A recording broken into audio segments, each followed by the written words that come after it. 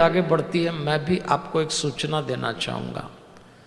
देवियों और सज्जनों, पृथ्वी परेशान होकर देवताओं के पास जाती, अत्याचार राजा लोग कर रहे। तो यहाँ हमारे अनिल जी, संगीता जी और उनके पूरे परिवार ने, मेहता परिवार ने इतना सुंदर ये सब आयोजन किया।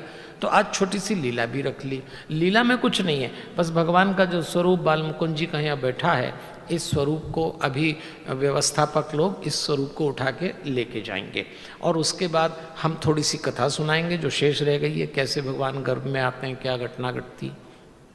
फिर उस स्वरूप को टोकरी में रख के वो लेके आएंगे, वसुदेव जी भगवान का जो भी रूप है। और उसके बाद अपन हमारे संगीत के लोग बधाई गाएंगे और उस बधाई में आप में से जिसको नृत्य करना, जो ताकत रुकी हुई है 3-4 दिन से, आज फोड़ देना, हमको कोई दिक्कत नहीं है। आप थोड़ा आनंद मन, बहुत लोगों के पेट दुख रहे हैं, तबीयत भी ठीक नहीं है कुछ, तो आप नाच ही लेना आज और थोड़ी देर उत्सव मना लेंगे।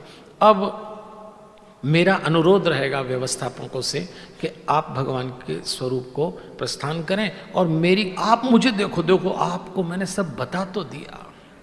आप बिल्कुल मत देखना कि श्री वल्लभ जी जा रहे हैं, आप बिल्कुल मत देखना कि उनने बालमुकुंद जी उठाए, आप बिल्कुल मत देखना कि वो यहाँ से वहाँ जा रहे हैं। आपको तो एक ही काम करना है, मुझे देखना, इनको इनका काम करने दें। चलें अपन कथा में।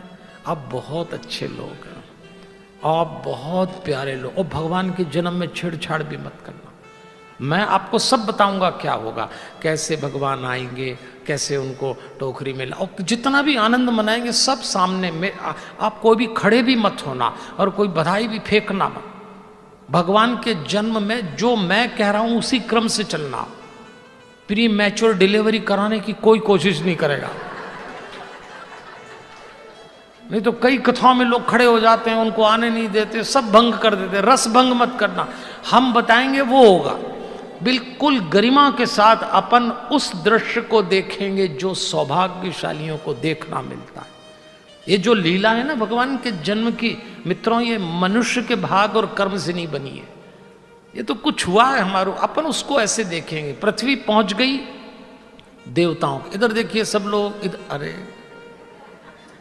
अभी तो बताया यहाँ क्या हो रहा है, आप तो मुझे ही देखो। देवताओं ने जब पृथ्वी का दुख सुना तो ब्रह्मा जी के पास ले गए, ब्रह्मा जी विष्णु जी के पास ले गए। महाराज इतना कष्ट सहा नहीं जाता, गौ माता का रूप लेके गई थी, क्या करना है। शूरसेन मथुरा का राजा, उनके पुत्र वसुदेव, वसुदेव जी का विवाह देवकी जी से होता है। देवकी का काका बाबा का भाई कंस। भगवान ने देवताओं से कहा अपनी अपनी भूमिका तय करो, जाओ। हम वसुदेव देवकी के यहाँ 8वीं संतान के रूप में आएंगे, आप लोग अपनी भूमिका तय करिए। सब विस्तृत हो जाते हैं। इधर अपनी बहन के विवाह में कंस बड़ा प्रसन्न था, कहता है विदाई मैं करूंगा। रथ में दहेज का सामान रखता है, बहन बहनों को बैठा के चलता है, प्रसन्न था। और उसी समय आकाशवाणी होती, मूर्ख कंस, जिस बहन के विवाह में तू इतना प्रसन्न हो रहा है, इसकी 8वीं संतान तेरी मृत्यु का कारण बनेगी। जैसी सुना कूदा, नव नवेली वधु बनी अपनी बहन के केश पकड़ के खींच के नीचे पटकता है, तलवार निकाल के प्रहार करने को होता है। अपनी पत्नी की छाती पे कूद के रोकते हैं वसुदेव जी और कहते हैं ना ना, इसे न मारो। बड़े समझदार व्यक्ति थे वसुदेव जी, कहते हैं इससे क्यों मार रहे हो, आकाशवाणी हुई है इसकी 8वीं संतान आपकी मृत्यु का कारण बनेगी, ये तो नहीं बनेगी, इसे मुक्त कर दीजिए। कंस भी सोचता है क्यों मारूं, एक तो बहन ऊपर से स्त्री, मुक्त कर देते हैं, 8वीं संतान ले लेंगे। बाद में नारद जी उसका दिमाग खराब करके जाते हैं कि तेरे को क्या मालूम कौन सी 8वीं है, देंगे कि नहीं देंगे। तो उनको कारागृह में डाल देता है। कारागृह में एक से एक करके फिर संतानें मिलती जाती हैं। एक एक संतान को वो मारता जाता है। तब भगवान विचार करते हैं, 7वां गर्भ जब देवकी जी को आता है तो भगवान अपनी योग माया को बुलाते हैं और कहते हैं वसुदेव जी की एक और पत्नी रोहिणी जी वहां रहती हैं गोकुल में, हे योग माया, आपको मेरा एक काम करना होगा, इस सातवें गर्भ को खींचना। संकर्षण नाम पड़ा इसीलिए बलराम का, वो बलराम थे। और खींच के आप रोहिणी जी के गर्भ में रख देना। यदि आप इतना काम करते हो तो ये संसार आपको दुर्गा, माधवी, भद्रकाली, कन्या, विजया, वैष्णवी, कुमुदा, चंडिका, कृष्णा, अंबिका, माया, नारायणी, ईशानी, शारदा के नाम से पुकारेगा। मेरा इतना काम कर दो। और भगवान कहते हैं कि फिर एक काम करना, ये वहाँ चले जाएंगे, 8वीं संतान के रूप में मैं आऊँगा। 7वां गर्भ गिर गया, कंस को बता दिया जाएगा, फिर मेरा जन्म यहाँ होगा। पिताजी मुझे टोकरी में सूपड़े में रख के ले जाएंगे, वो वहाँ मुझे यशोदा जी के पास लेटाएंगे। आप यशोदा जी के गर्भ से कन्या के रूप में जन्म लेना, उनको उठा के पिताजी यहाँ ले आएंगे। उसके बाद कंस आपको 8वीं संतान समझेगा तो वो आपको मारेगा। आपको क्या करना है आप जानती हैं, आप इतना मेरा काम करना। अब देखो आप इतने कॉम्प्लिकेशन डाल दिए कृष्ण जी ने कि समझ ही नहीं आ रहा है कि इसको क्या बोल रहे हैं कि मैं इधर आऊँगा, फिर तुम उधर चली जाना, फिर मैं उधर चला जाऊंगा, तुम इधर आ जाना, फिर तुमको कंस पकड़ेगा, तुम उधर निकल जाना, मैं इधर चला। समझ ही नहीं आ रहा। यही कृष्ण लीला है। कृष्ण आएंगे भी तो अपने अंदाज से आते हैं। राम जी सीधे ही आ गए। राम जी ने हवन किया, प्रसाद मिला, प्रकट हो गए। इनने देखो आप कुछ समझ नहीं आ रहा कर क्या रहे। योग माया भी घूम गई थोड़ी देर के लिए। यही कृष्ण है। तैयारी कर दी आने की, पहले सारी व्यवस्थाएं कृष्ण जी ने बैठा दी। और एक के बाद एक कंस मारता गया और उसको बताया 7वां गर्भ गिर गया है। जैसे ही 8वां गर्भ आया, भगवान से उस कारागृह में देवकी जी के गर्भ में आए। देवकी जी कांतिमान हो गई। कंस के विचार बदल गए। शंकर जी और ब्रह्मा जी ने कारागृह में आके स्तुति की। भादो कृष्ण अष्टमी का दिन है। चंद्रमा रोहिणी नक्षत्र में आ गया। दिशाएं आशा से, प्रसन्नता से स्वच्छ हो गई। आकाश उज्जवल हो गया था। पृथ्वी मंगलमय होने लगी। संसार की नदियों का नीर निर्मल हो गया। भगवान आए हैं। साधु संतों के अग्निहोत्र में स्वतः अग्नि प्रज्वलित हो गई। पवन सुगंधित होकर बहने लगी। वन में रंग बिरंगे फूल खिल गए। पंछी चहचहाने लगे। भंवरें गुंजन कर रहे थे। संसार भर के हिंसक पशु सौम्य हो गए। भगवान गर्भ में आए हैं। पति पत्नी की आपस में चर्चा होती है। देवकी जी की देह की कांति से पूरा बंदी गृह जगमगा उठा। आज वसुदेव जी भी तेजस्वी हो गए। दोनों के मुख पे पवित्र मुस्कान आ रही थी। दोनों मधुर वाणी बोल रहे थे। नेत्र कमल के समान खिल गए थे। और उन्होंने पूछा वसुदेव जी ने देवकी से, आप ठीक हैं? आपको क्या लग रहा है?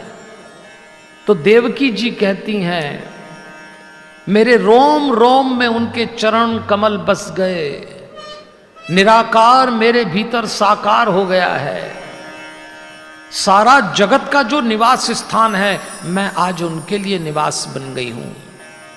कंस के प्राणों के ग्राह मेरे भीतर आगमन कर गए हैं। आपको क्या हो रहा है देवी? जब पति ने पूछा तो वो कहती हैं, ब्रह्मांड के नायक से मेरा साक्षात्कार हो रहा है। जिनको सारा जग ढूंढ रहा है, मैं उनकी साक्षी हो गई। पृथ्वी का भार हरने वाले हल्के होकर मेरे उदर में आ गए। नवधा भक्ति मेरे आंगन में नाच रही है। उनको लगता है ये बावरी ना हो जाए। वो कहते हैं, देवी धैर्य रखो, धैर्य रखो। और उसी समय अवतार कार्य आरंभ हो रहा है। देवता डुगडुगी बजाने लगे।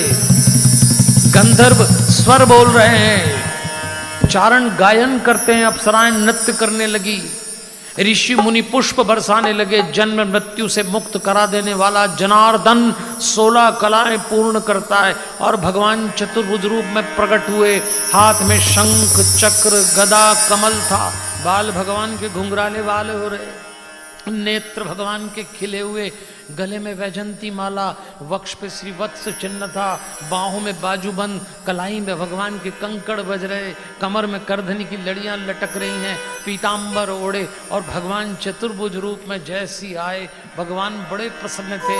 माँ से कहते हैं, माँ। और उसी समय माँ मुड़ी और देखती हैं। और देवकी जी ने वही किया। जो राम जन्म के समय कौशल्या जी ने किया, तुरंत पीठ देकर बैठ गई, तुरंत पीठ देकर, देखती तक नहीं है। तब भगवान ने कहा, मां मैं आ गया, आप मेरी प्रतीक्षा कर रही थी। तो वो कहती हैं, हमारी बात हुई थी कि मेरा बालक बन के आओगे, मुझे इस चतुर्भुज रूप से कोई लेना देना नहीं है। अगर मेरा बालक बन के आना है तो मेरी आज्ञा का पालन किया जाए। भगवान तुरंत बालक बने और मां की गोद में आ गए। और देवियों और सज्जनों, भगवान ने एक बात बताई, मैं भी इस संसार में जब अवतार लेता हूं तो सबसे पहली आज्ञा मां की मानता हूं। मां कहूं कोई आंख न खोले, गहरी सांस अपनी नाभि तक लीजिए और अपनी नाभि से गहरी सांस बाहर छोड़िए। थोड़ी देर के लिए देवियों और सज्जनों भूल जाएं आप कौन हैं, आप आने के पहले कौन थे ये भूल जाएं, आप जाने के बाद कौन होंगे ये भी भूल जाएं। अपना नाम, अपनी पहचान सब भूल जाएं, अपना नाम, अपनी पहचान सब भूल जाएं। इस समय न आप स्त्री हैं, न पुरुष, न बाप, न बेटा, न पति, न पत्नी। आंखें बंद करिए, गहरी सांस नाभि तक लीजिए, नाभि से गहरी सांस बाहर छोड़िए। लखन उनको रोकिए। अपनी नाभि पे भगवान बालकृष्ण की छवि लाइए। ध्यान दीजिए, नाभि जीवन का केंद्र है। पहली बार अपनी मां से कट के इस संसार में हम यहीं से आए। आज यहां परमात्मा की छवि को देखिए। बाहर की झांकी तो जीवन भर देखेंगे, पर अपनी नाभि पे ईश्वर के अवतार की छवि देखिएगा और बिल्कुल वहीं टिके रहें, बाहर ना आए। महसूस करें, जगत का आधार आज आपके जीवन के केंद्र पे रुका हुआ है। गहरी सांस लीजिए नाभि तक और नाभि से गहरी सांस बाहर छोड़िए। थोड़ी देर के लिए आप और आपका भगवान, जिस दृश्य को अभी आप देखना चाहते हैं, परम पिता के जन्मोत्सव का, वो दृश्य अंतर मन से ही देखा जा सकता है। पहले भीतर के नेत्र जागृत करिए, ये आंखें तो खुली जाएंगी और बाहर के दृश्य तो दिख ही जाएंगे। गोविंद गोकुल आयो, गोविंद गोकुल आयो, गोविंद गोकुल आयो।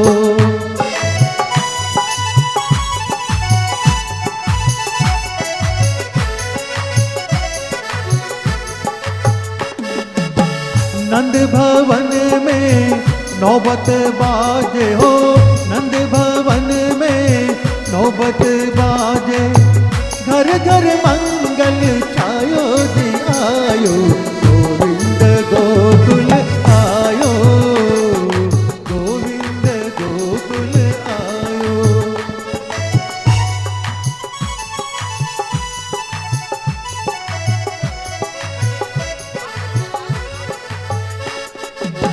इत मथुरा उत गोकुल नगरी, इत मथुरा उत गोकुल नगरी, बीच